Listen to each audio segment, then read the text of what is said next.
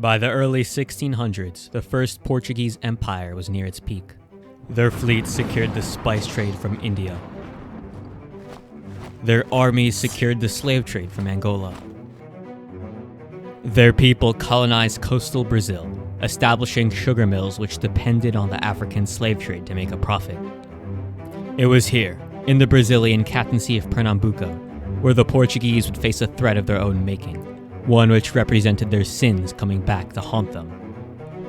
A republic founded by escaped slaves, the Quilombo dos Palmares. For nearly 100 years, Palmares provided a safe haven not only for fugitive slaves from across northern Brazil, but also any other people oppressed by Portuguese society. They formed their own legislature, elected their own leaders, and built fortified cities with thousands of people. Now, first of all, I would like to say that I don't speak Portuguese, which was a problem when researching Palmares, since there aren't many English sources on this topic. Because of that, I must mention the book where I got most of my info from, Quilombo dos Palmares, Brazil's Lost Nation of Fugitive Slaves, by Glenn Allen Cheney, which not only includes a detailed summary of the history of Palmares, but also translates a number of Portuguese documents from the time period into English, giving me tons of primary sources to work with. This video will hopefully be the first of a series, presenting a detailed history of this republic of fugitive slaves. Palmares' story begins in the early 17th century. At the time, Portugal was ruled by the same king as the Spanish kingdoms of Castile and Aragon under the Iberian Union. However, Portugal maintained a separate government from which they ruled their colonies. They divided their holdings in Brazil into multiple captaincies. The captaincy of Pernambuco flourished with an economy dependent on the exportation of sugar to Portugal. But work in the sugar fields was agonizingly difficult. It demanded endless hours of back-breaking labor. To ensure the mills were profitable, workers had to cut cane at a pace that could send even the strongest men to the precipice of death. Peasants who came from Portugal, seeking a better life in the colonies, refused to consider such exhausting work. Slaves would be needed to keep the sugar mills profitable. Indigenous slaves proved to be useless, as they knew the land well and could easily escape. To keep the sugar flowing, the Portuguese began importing thousands of African slaves from Angola, particularly the Christianized Kingdom of Congo, which had a monopoly on the slave trade with Portugal. African slaves soon formed the backbone of Pernambuco's economy. Without them, there would be no Pernambuco. The slave trade at this point was so efficient that it was cheaper for mill owners to purchase new slaves than keep their current ones alive.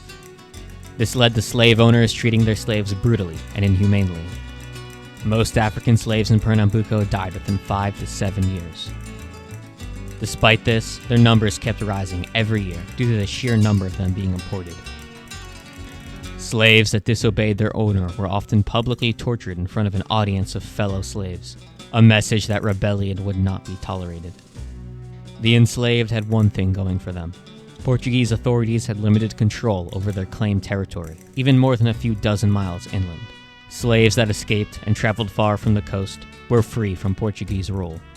Before long, communities of escaped slaves formed deep in the Brazilian hinterland, called Mocombos, an Angolan word that means hideout.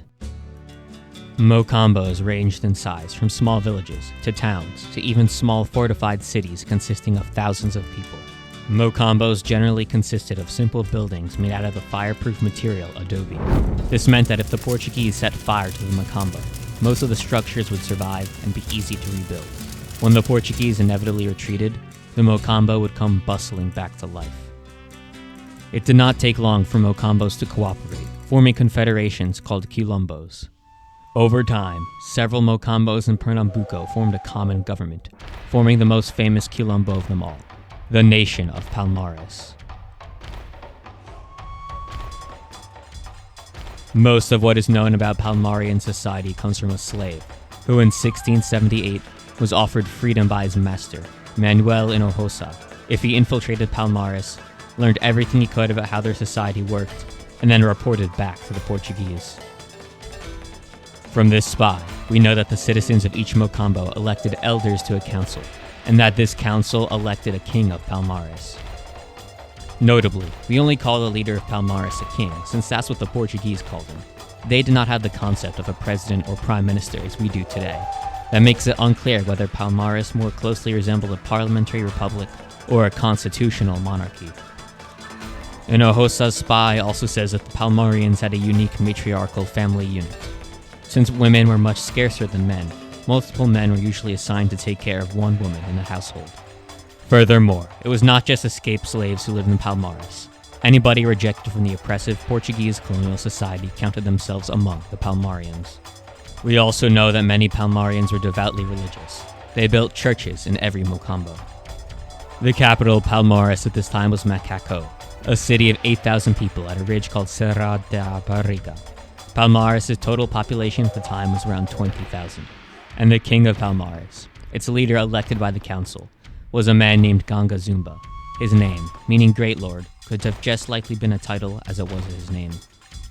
It is uncertain how he reached Palmares, but history knows how his mother, Princess Akoltun, was taken from Africa. In 1665, Congo and Portugal were at war. The two Christian kingdoms had once cooperated on the slave trade, but as Portugal sought to tighten their colonial grip on Angola, they became enemies. The Congolese king, Antonio I, raised an army to face off the Portuguese threat at the Battle of Mbuila. Princess Akoltun commanded a contingent of warriors during the battle, which likely included her sons Ganga Zumba and Ganga Zona. The Portuguese crushed the Congolese in the ensuing battle, killing Antonio, as well as taking Akoltun, and most likely her sons captive, selling them into slavery.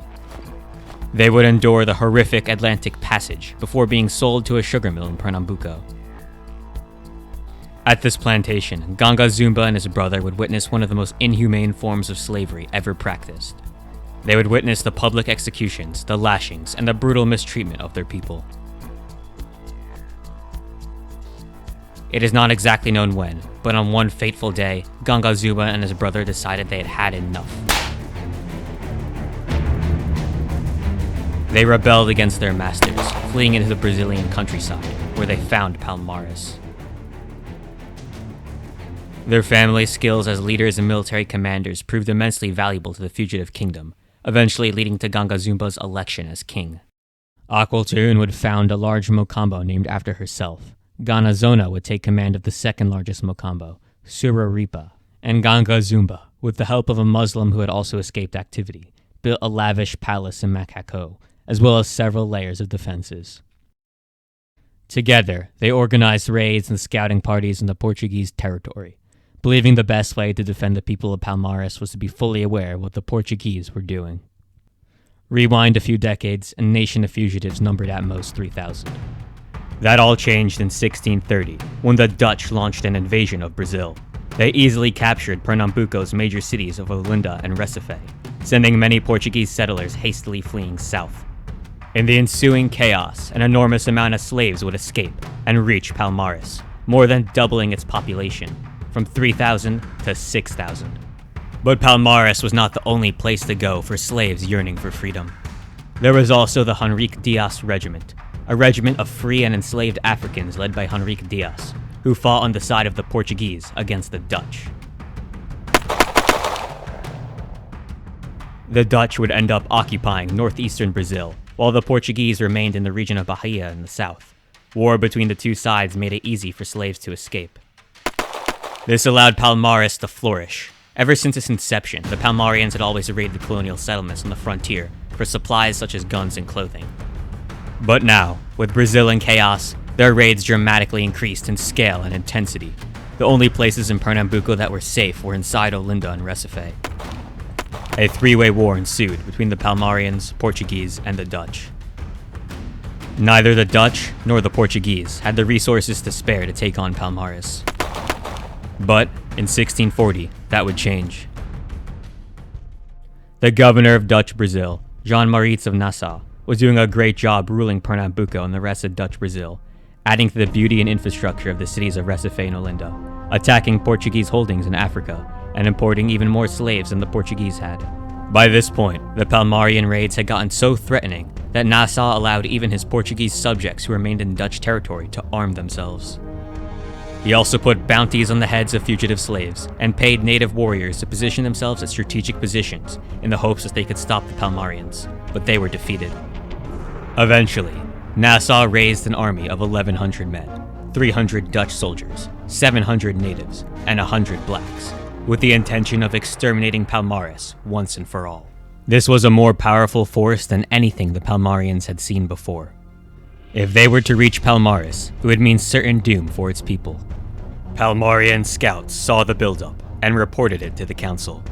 They prepared the Republic for the fight of its life. But, just as all hope seemed lost, a miracle happened. The slave population in the Dutch-held island of São Tomé instigated a massive revolt. To the Dutch, holding São Tomé was far more important than the Brazilian countryside. This left Nassau no choice but to call off the attack on Palmares and send reinforcements.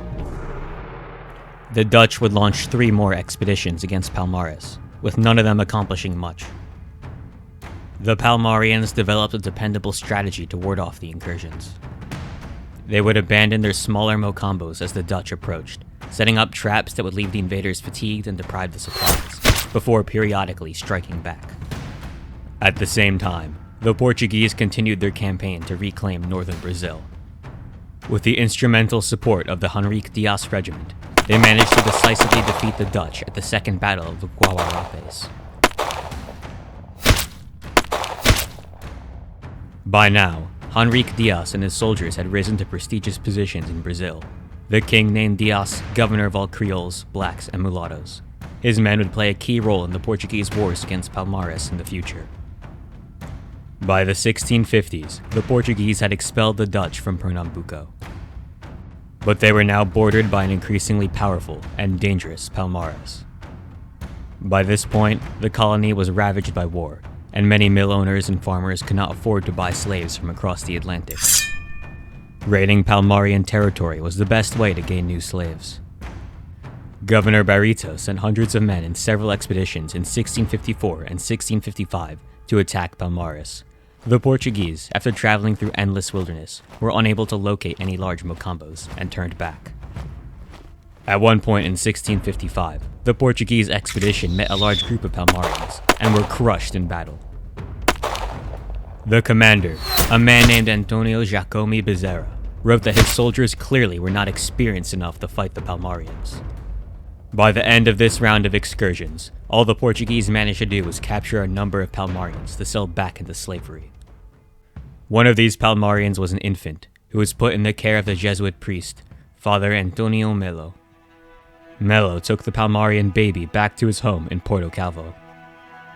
He would go on to take care of the baby, baptizing him and naming the child Francisco. Melo raised Francisco as his own son, a free man, and taught him to speak Portuguese and Latin. Francisco soon learned much in the subjects of history, theology, and the classics, growing up to be a well-educated young man. He was more than aware of the injustices surrounding him in Porto Calvo. Every day, Francisco would see people the same color as him led through the town streets in chains. He would see them bought and sold. He would see them whipped. He would see them publicly tortured for disobedience, with the Portuguese masters not allowing their slaves even an ounce of freedom. And, at the same time, he would have heard his adoptive father's sermons, proclaiming how Christ sought to love everyone equally. Undoubtedly, Francisco grew to resent this hypocrisy among the Portuguese. In 1670, at the age of 15, Francisco ran away from Porto Calvo. He left a note at home for his father, explaining why he left and where he was going. He was going to Palmares. At Palmares, Francisco decided to take on the name Zumbi. He developed a friendship with a man named Andala Kitishe, and they both began rising through the ranks of Palmarian society. Zumbi stumbled into a Palmares that under Ganga Zumba's leadership was even more powerful than ever. The Palmarians were on the verge of creating their own homegrown firearms industry. Their land was rich in metals and saltpeter, necessary materials to maintain their guns and produce gunpowder. Many Palmarians had been metallurgists back in their lives in Africa, meaning Palmares had everything it needed to maintain a firearms industry. The Portuguese knew this, and they were starting to panic. In recent raids, they had been shocked to have been fired upon many times by the Palmarians. The governor, at this time a man named Fernão da Souza Cucino, was more than aware the Palmarians had the resources to produce gunpowder. He feared they would overrun the Portuguese unless they were totally annihilated. At this time, the other captaincies were experiencing problems with their own quilombos and could offer little aid. To make up for this, Cucino offered to pardon any criminal who volunteered to join the expeditionary force against Palmares. By doing this, he was able to raise an army of 600 men. He gave command of this force to Antonio Giacomi Bizera. Bizera, knowing many of the criminals in his army were likely thinking of desertion or disobedience, commanded with an iron fist. He ordered his officers to shoot any man who refused an order. Bizera split the expedition into 3 groups. The first group would march through Alagoas and carry much of the expedition's supplies.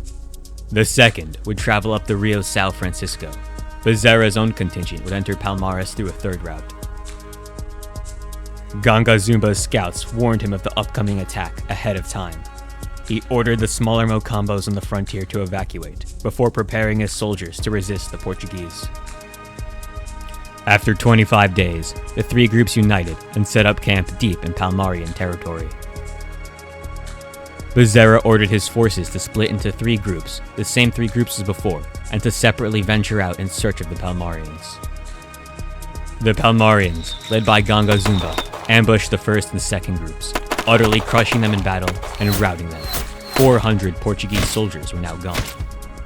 Zumbi, as well as Andala Kitishe, were rapidly rising through the ranks of the Palmarian army at this time, and likely took part in the force that fought Bizera. Despite losing so much of his army, Bizera pressed onwards. He encountered a fortified village, and quickly drove the Palmarians out of it, killing and capturing a number of them before burning it all down.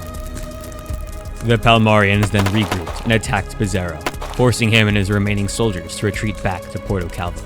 The expedition had been a colossal failure.